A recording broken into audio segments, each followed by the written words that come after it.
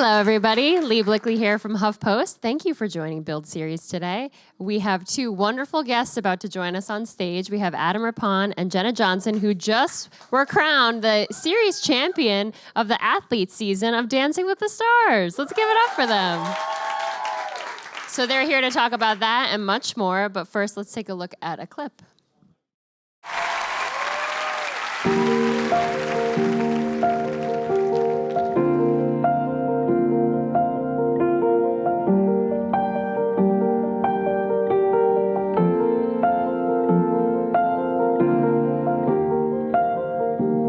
Just a flock of birds.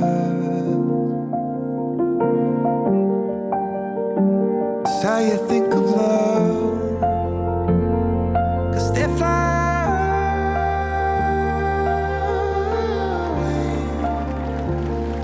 One minute they arrive, next you know they're gone. They fly on.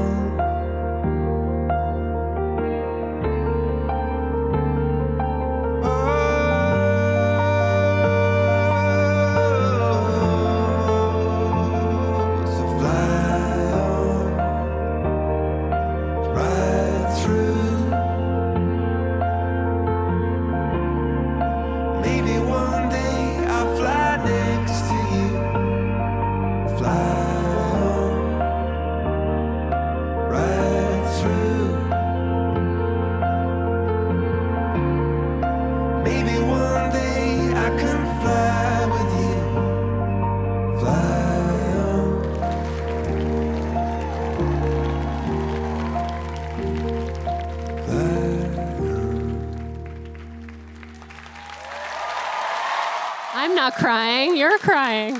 I'm not crying at all. Let's welcome Adam Rippon and Jenna Johnson. We're so happy to have you guys here. Oh, thank you. What a beautiful dance. I'm actually kind of teary-eyed after watching that dance. Does that make you emotional to look back? Even though it feels like it just happened. Yes, but today's our last day together officially, so like that's a whole bunch of feels. I almost just started crying. That was really weird. Let's talk about winning this season. How did that feel for you? I mean, this was kind of a whirlwind. It was a really fast season of Dancing with the Stars. Yeah, this season was so fast. Yeah. It was only 4 weeks. But you know what? I think that Jenna and I, before we even got started with the competition, the first thing that we said to each other was that we're going to just focus on the dances that we have to do and just making the most out of each opportunity we get to go and compete and do something different. And we just did not focus on winning. We just really focused on like putting together these awesome dances. And when I say we focused on putting together these awesome dances, I mean Jenna put everything together and I was like, yeah, okay, whatever you want. So yeah, let's talk about like the creation of that Coldplay dance. How do you go about thinking of the choreography? Do you kind of use Adam as a muse in a way and figure it out that way? Absolutely. I think immediately when I first met him, I had a flood of inspiration. And actually the first day we met, I thought about doing this song, a contemporary to this song, and being Birds, because that was the song that he skated to at the Olympics. And then there was the theme of MVP that week, and he chose his mom. And so it was kind of just like a beautiful moment to have this full circle moment for him. And I just wanted to be two doves and just set us free. And that goes down as like one of my favorite moments ever on the show that I've ever had. So how long have you guys actually known each other? How long has the rehearsals and the show been? I think maybe now we might be at like 6 or 7 weeks. Yeah. Which is crazy. I think right away, we had this like instant connection, probably within like the first few seconds of meeting each other. We met and I jumped on him. Yeah, like, ah! And I spun her around.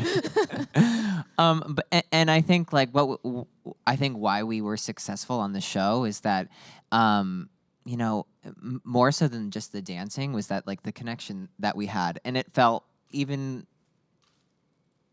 right away before we even got into the rehearsal space, like I had known her for such a long time. And you know how sometimes when you meet somebody and you're like, you know, you get to spend more time with them and you're like, oh yeah, they're like, now I get it. Now they're weird. But like we've spent so much time together and like never found the She's weird not part? weird. No. So crazy. Did you feel the same way when you met Adam? I'm sure it was exciting too when you found out who your partner would be for the athlete season. Absolutely. I had been stalking him like a true stalker the whole Olympics. Haven't we all? Oh my goodness. I was like, please, can I just meet him or dance with him? And so but we both and we found this out after the fact, but we both didn't follow each other on any social media. I was like, I wanted to like all of his pictures, but I didn't. And I then, wanted to be Jenna's partner as well. but we had no idea. Anyway, so then when we met, I was like screaming. I jumped on him. But I think you're meant to meet certain people in life, and I think this is for sure one of those people I was meant to know and be friends with, and I think it will be a forever friendship. So I'm very grateful. How would you guys describe your vibe as friends? What makes it so special? Oh man. I think why we get along so well is that our vibe is like ever changing. Like it's all over the place, and I think like we always are like with each other on so many things. We love to laugh together. We'll cry together. Last night we snuggled and watched The Voice together. Yeah. Yeah, we stayed in the same, like we're sharing a hotel room right now. By choice. By choice. How does Val feel about this? This is the perfect predicament for Val, so it's great. This is awesome. He loves it. Actually, and getting to know Val like throughout the whole process of the show and everything, like I love Val so much because he was so helpful. I was like pretty nervous to do the show because it's on television and you don't want to look like a fool. And I was like, I'm gonna go out there and just do like some sad cha-cha for 1 week. Yes. And then getting to meet Val, what was so fun was like he was like he danced with Jenna and basically was trying to show me what it was like. And I was like, that's great. And he's like, okay, now you show me. And he's like, move her. I was like, oh, okay, I'm sorry. Yeah, did you figure out that they have each of you professional dancers has a totally different style? How is Val's style of teaching different than Jenna's? I can imagine it's very different. Aggressive. Yeah, there's like more muscle behind it. Definitely. Yeah. No, I think Val's a great teacher, and I think it's really helpful when a celebrity gets to see a pro male dancer dance and how he's supposed to hold himself and how he's supposed to partner me. So it was really awesome to have him in some of our rehearsals. Was there one dance that you wish you could have done that you didn't get the opportunity to do because it was such a quick season? Did you get to do every ballroom dance? No. I really wanted to do Argentine tango. That's one of my favorite styles, and I think that he would have been so fierce doing it. And I think we could have done something super like sexy and sultry and really fun, and that's one dance I wish we could have had time for. Like a paso doble. Did you get to do a paso No, doble? we didn't. I love when people ask me that question. They're like, is there a style that you wish? Every week I was like, oh, what's a quick step? Or like, so I didn't know. Every day was like a new challenge. Yeah. As a figure skater, though, did you feel like you could kind of fluidly move into the dance world, or was it much more difficult than you thought it would be? It was, honestly, it was difficult, but I never felt like it was like super hard. But only because I had such a great teacher. And I think because Jenna was so patient and made it really fun that I enjoyed like all of the work that went into it. And I think because I was enjoying what I was doing, it didn't feel like work. It felt like it was something, I was learning and having fun. But like being a figure skater, I thought there would be like more of a advantage than there was because there wasn't any. She's like, hold me in frame. I'm like, here. She's like, your elbows. But I think also because he'd never been I've with never a partner, partnered. Yeah. Yeah. So that was very different too. He's just only been aware of himself on the ice, and so then you have to partner someone else. There's like one thing I do love is that basically like in skating, and I skate by myself, I can basically do like whatever I want. Like if things go awry, I'm like, I'll ride this wave. Improv. And I guess in dance, the term is like if you just do something on your own, or like you have a count where you can just do whatever you want. It's just called like dancer's choice. And anytime we would do something and then like we would record it and we would watch it back, and Jenna would be like, oh, dancer's choice. I And I just like make up my own shit. Yeah. Well, I just started laughing because I pictured if you improv'd while like holding Jenna in the air. I don't know how well that Which would was my go. dream, which I kept. I was like, what lifts are we going to do? She's like, none. We're basically in the same weight class, so we didn't attempt yeah, big lifts. as if. Yeah, but these muscles are probably insane just from being able to These do muscles are quads. insane. These ones that would have to lift me, not so insane. These? They're very little beautiful, things. though. These muscle? How am I supposed to lift her with this? I think you guys did a beautiful job together. And you really came out right out of the gate so strong. Did you have that sense going into that first live show that he was going to really impress the judges? There were a lot of expectations leading up to the premiere just because he is Adam Rippon, and I think people expected him to be like flawless, which he ended up being. But our first rehearsal, I was like, oh my gosh, we had a lot of work to do. But then we got in the swing of things, and just every week he would come out and crush it, and it was so fun. But it would always feel, honestly, it felt all so like last minute that it would all come together on Monday. Yeah, he was a tragic mess like day 1 through 6, and then 7 he like appeared. Yeah. It was awesome. Imagine what you guys go through because we only see, a minute clip of your week together. How often did you guys rehearse, and what was your schedule like? Because I know that you were doing some sort of show, right? Aren't you on an... I was on a tour that ended the day before the finale. Okay. So it was, honestly, it was crazy, which Jenna did not sign up for. So I was on Stars on Ice, and we traveled to 22 different cities for about 2 months, which literally was the complete time of the whole entire... Dancing with the Stars. Yeah. So I would be gone every weekend, like Friday, Saturday, Sunday. And that would mean that Jenna would come with me for Friday, Saturday, leave me on Sunday. And she would do the camera blocking in LA, and they would have somebody from Troupe fill in for me to do all of the camera blocking. And then he would show up on Monday and be like, do you remember your moves? Ah! So the schedule was crazy because I would be traveling all over the place, but also trying to do the show. So we would be in the rehearsal space for about 4 or 5 hours a day. And then I would go to the arena, and I would be at the arena for about 4 or 5 hours, and then we'd have like a 2-hour meet and greet. And then we would go home. So I would get back to the hotel around 1 in the morning, but we'd start kind of like around 7 or 8 every day. We had one magical morning where we had rehearsal at 6 to 7:30 a.m. in a hotel lobby. Lobby.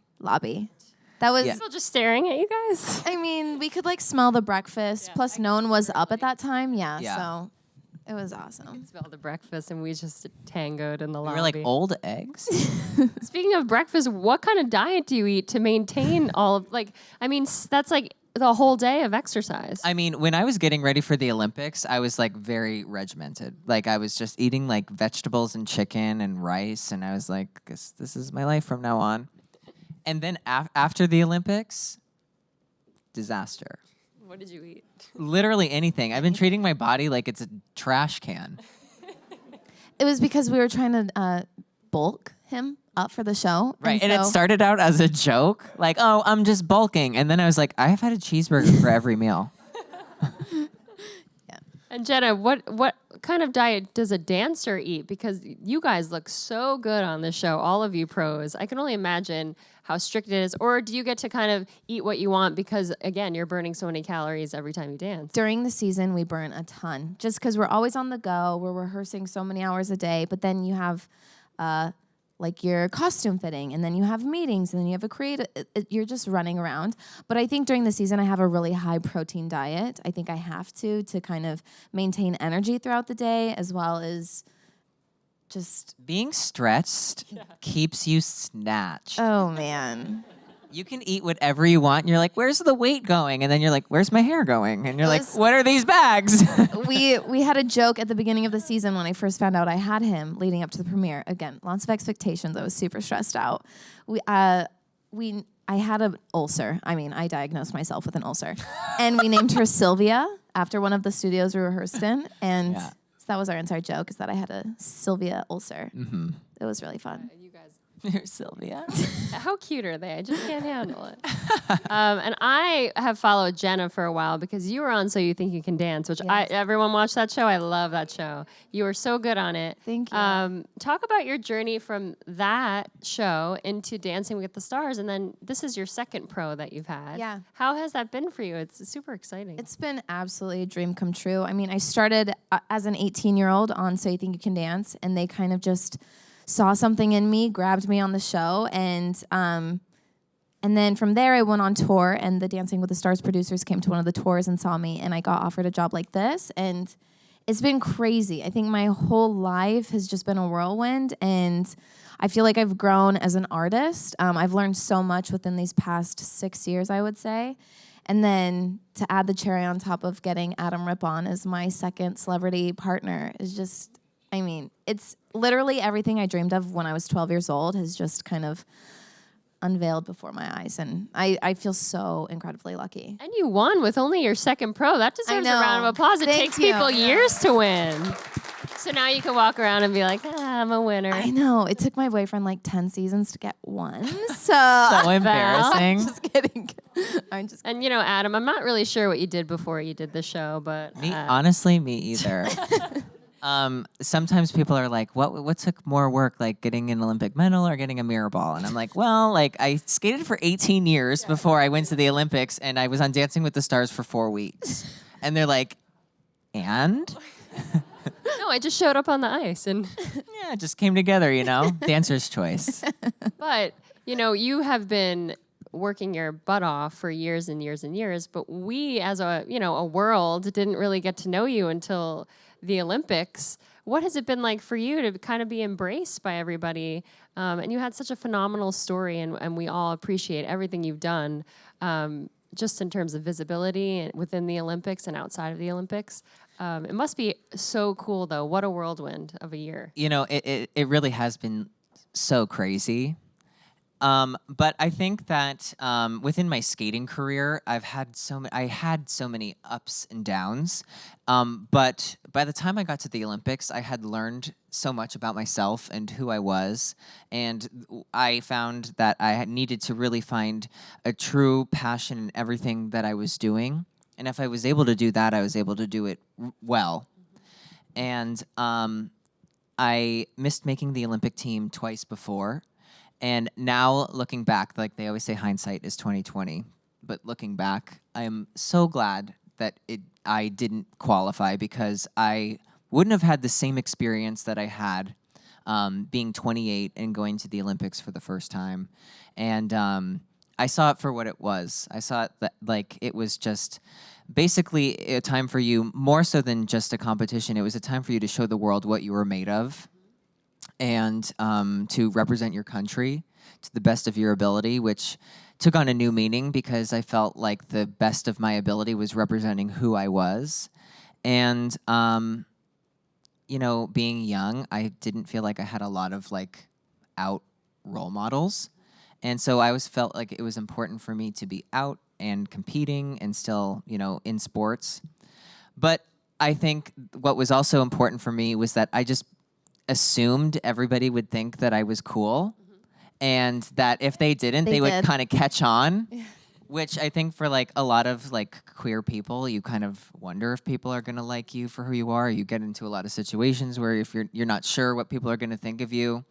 And I just was like, you're going to think I'm cool, and if you don't, you're probably not cool. Boring. Yeah. Have you always had that bravery and that confidence within yourself? No, I think like when I was young, I was really concerned about what other people would think of me, and I would go into a room and feel uncomfortable and wonder, you know, if people were judging me or if they could tell that I was gay, and it weighed so much on me, more so than the burgers that I ate for like the past month. But it was such something so heavy that I lived with every single day that when I finally got to this place of feeling like I was at rock bottom, that's when I started to kind of like strip away all of these different things that just I realized weren't important. And I realized that a lot of times we're so consumed with what we think other people are thinking about or how they perceive us that we really don't realize that they don't care, that we're so worried about what other people are thinking. That in a way, you realize that when you see someone truly enjoying or living their best life in whatever form or capacity that is, you enjoy what they're doing. Even if it's not necessarily something you would do, you enjoy it because you like to see somebody enjoying themselves. And, I learned that through not enjoying who I was, to then kind of stripping away and just trying things for the sake of trying. And I think that's why even when I got offered to do Dancing with the Stars, it was something like uncomfortable. But I thought that, hey, why not? I mean, I'm going to steal your best friend. Everyone wants to be Adam's best friend, right? After that beautiful, I mean, who wouldn't want to hang out with you on a daily basis? And you're doing such great work now. You work with GLAAD, and then you're also about to host Trevor Live with Gus Kentworthy, correct? Mm-hmm, yes. That's super exciting. Tell us about that and your feelings on hosting. Are you nervous to host? No. You're a natural. Him? Me? He seems very nervous to me, right, guys? No confidence at all. No. Hopefully I'll get some soon. So I've been working with GLAAD ever since the Olympics, and I love the work.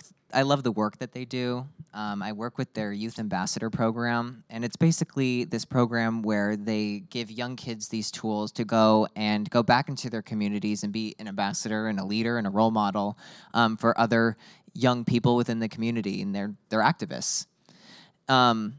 If somebody was like that in my life when I was young, it would have made my whole world so completely different. And the work that the Trevor Project does for LGBTQ youth is so important and so awesome. And to have the opportunity to work with them is incredible.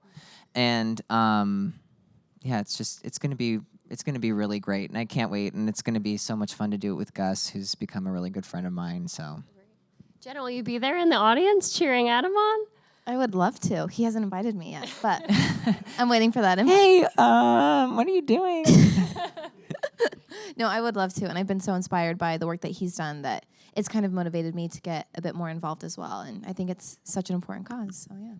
Now, before I toss it to the audience, I have to ask, how was your time with Tonya Harding on the season, and were you aware of, not even like the scandal, because I feel like everybody knew, but how was it getting to know her sort of off the cameras and off the ice? Well, to be completely honest, I had no prior interactions with her before the show because she was banned from skating almost 24 years ago.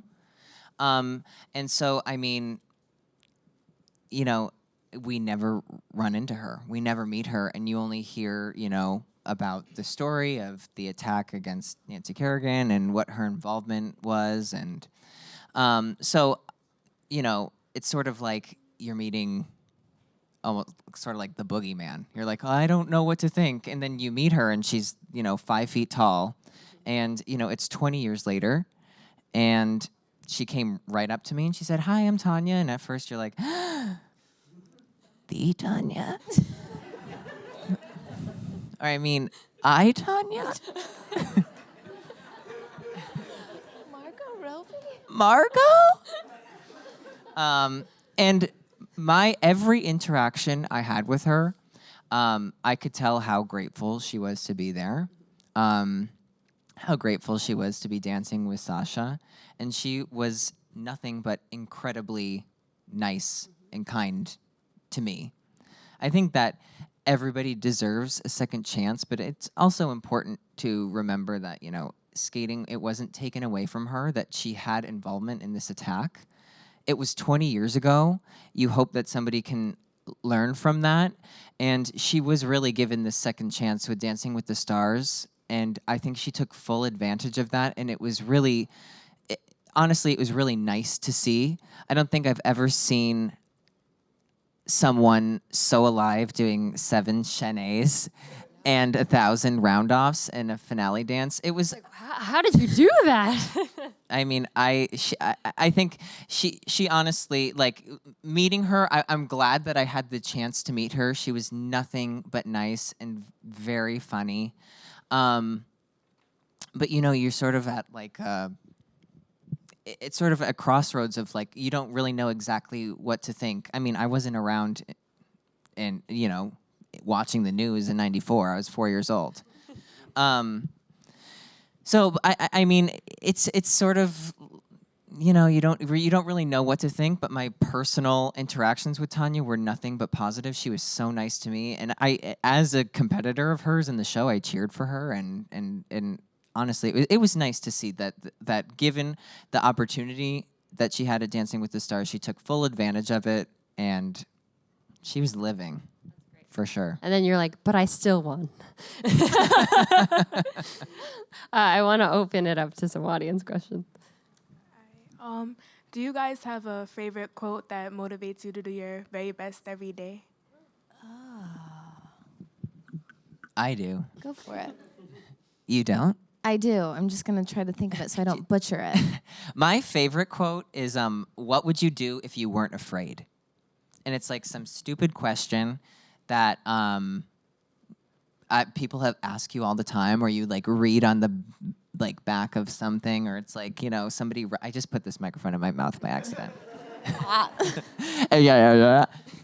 That, you know, somebody will write like in graffiti somewhere, and you're like, whatever. But then when you really think about it, and you're like, what would you do if you weren't afraid?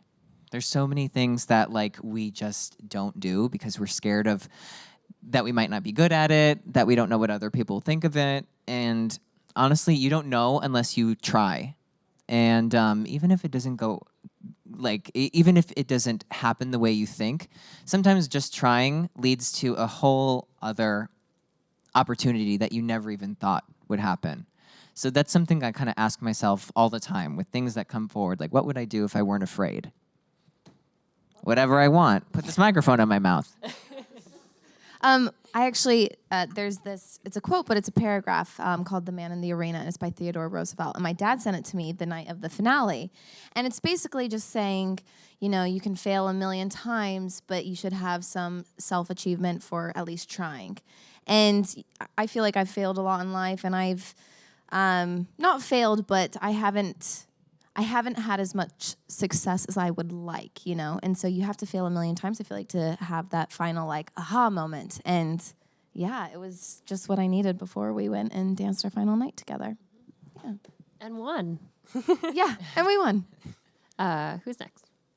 Hi, congratulations to both of you. Thank you. My question's for Adam. I think you're hilarious and amazing on Twitter, and I was wondering who your favorites are on social media. I'm assuming Brittany is on the top I of the mean, list. I obviously love Brittany. One thing I love about Brittany is that, like, I feel like she's really in control of what she's posting, which is sometimes off the charts amazing stuff.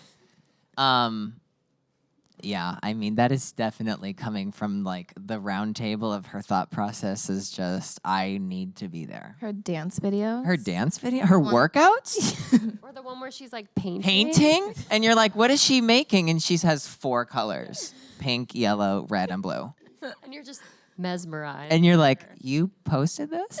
And she's like, hell yeah, I did. 2 million likes. You're like, bravo.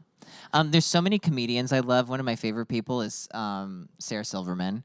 I love Gary Janetti, who also runs the Prince George.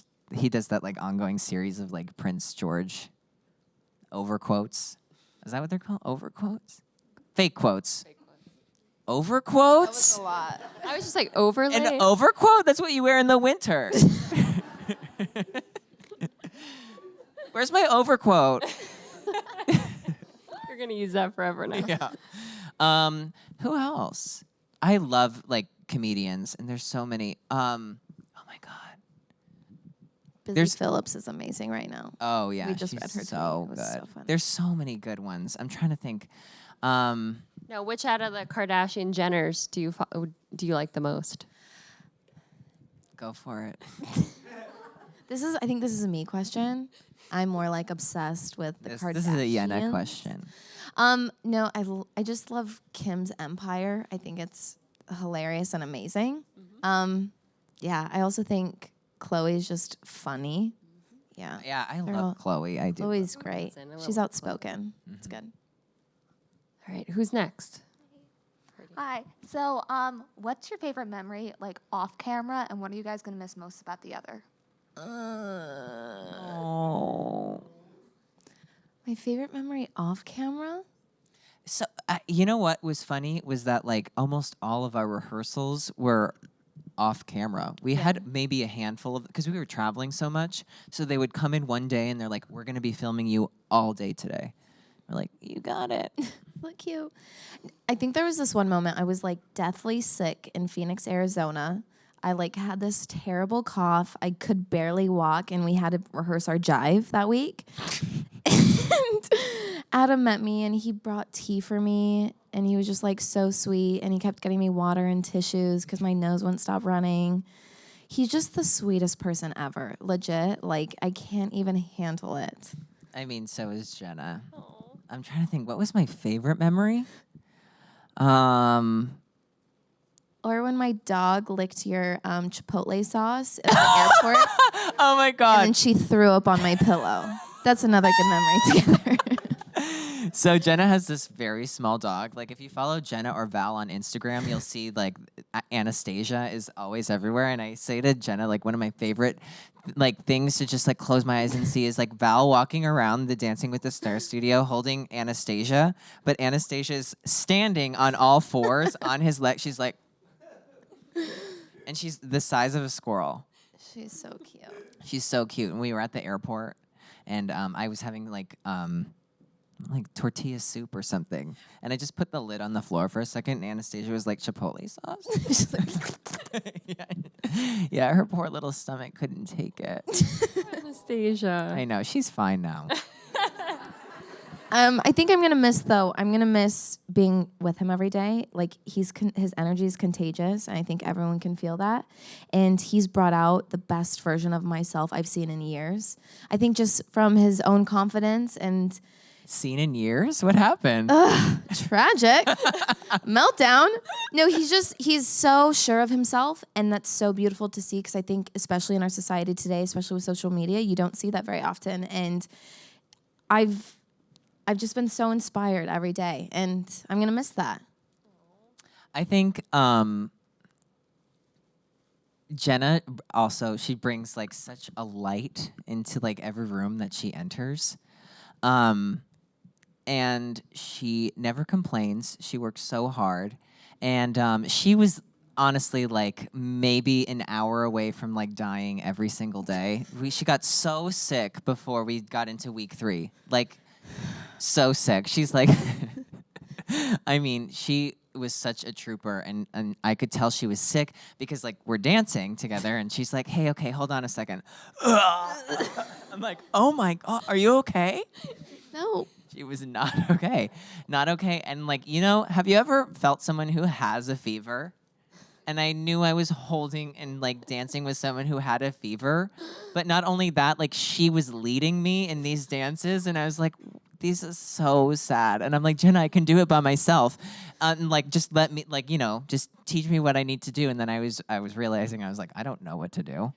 She can't just be like, "Do the jive." And I'm like, "Oh, like this?" But yeah, she's just one of the sweetest people I've ever gotten to meet. And I think what I'm going to miss is literally every day I got to hang out with somebody who is so funny, so kind, incredibly selfless, and just so nice. And I'm so lucky. Do you guys love this love fest? I mean, come on. Okay, we have time for one more. The last one. Well, I think this question was actually already asked, but I can kind of expand on it a little bit. One of the things I really admire about your career, Adam, is how much work you do with charity, whether it's GLAAD or Trevor Live coming up. And I'm curious, do you have anything else planned after Trevor Live, or any other organizations you want people to know about, look into, or that you would like to work with? Well, I think that I really like to kind of push the message of like being authentically yourself. But I think that it's important that we remember, like, what is being authentically yourself? Like, what is just being yourself? Like, if you're just, yourself and you're like, oh, I'm just, just a bitch. Like, that's, that's great. Like, whoa. But what does it mean? And I think you need to kind of be clear in, like, what do you represent? Like, what does your authentic self represent? What do you want to push? How do you want to make the world a better place?